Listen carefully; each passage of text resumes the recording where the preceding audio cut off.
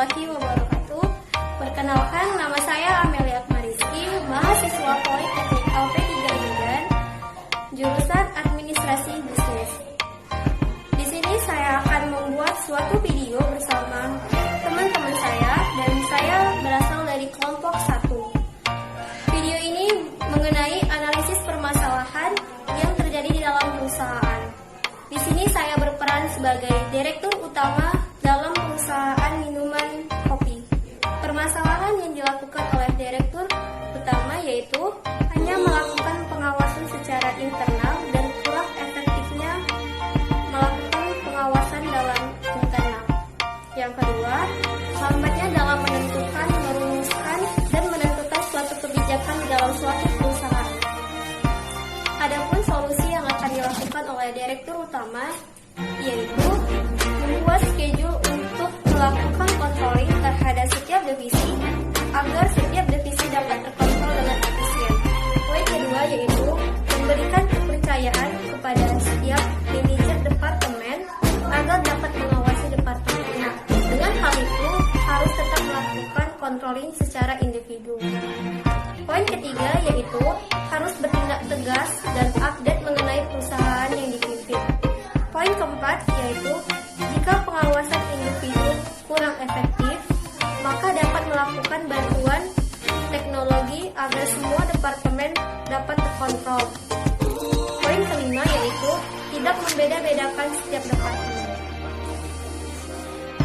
Solusi yang kedua yaitu update dalam perusahaan dengan dunia luar perusahaan mengenai hubungan perusahaan dengan pihak lain dan melakukan strategi-strategi dalam evaluasi produk. Assalamualaikum warahmatullahi wabarakatuh. Perkenalkan, saya Ferawati Arginti. Saya dari kelompok 1. Di sini saya berperan sebagai manajer keuangan. Nah, saya akan membahas tentang masalah yang sering terjadi kepada manajer keuangan. Masalahnya seperti profit besar tapi tidak mempunyai penghasilan. Dikarenakan uang bisnis dan uang pribadi masih sering dicampurkan. Nah, solusinya yang pertama, pisahkan uang secara fisik. Jika diperlukan, siapkanlah kotak maupun amplop untuk menyimpan uang yang berbeda.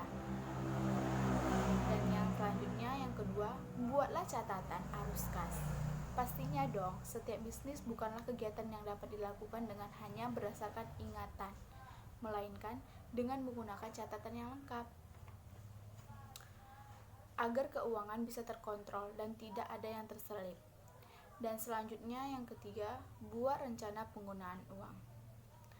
Kita tetap harus merencanakan penggunaan yang sebaik mungkin, bahkan walaupun kita memiliki modal yang besar sekalipun. Yang terakhir, kontrollah arus kas. Kita setiap hari harus mengontrol arus kas secara berkala. Jika arus kas berjalan lancar, maka pembayaran apapun akan berjalan lancar.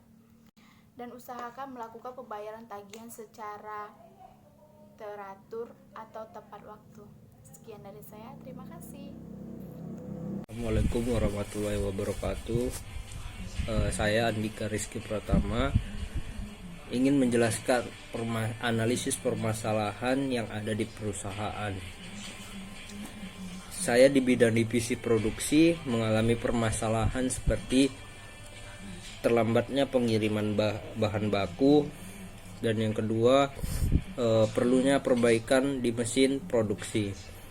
Dari analisis permasalahan itu kita mendapat solusi, yaitu satu, perlunya perbaikan di mesin produksi, sebab dalam satu hari kita dapat memproduksi hampir 2000 produk, dan juga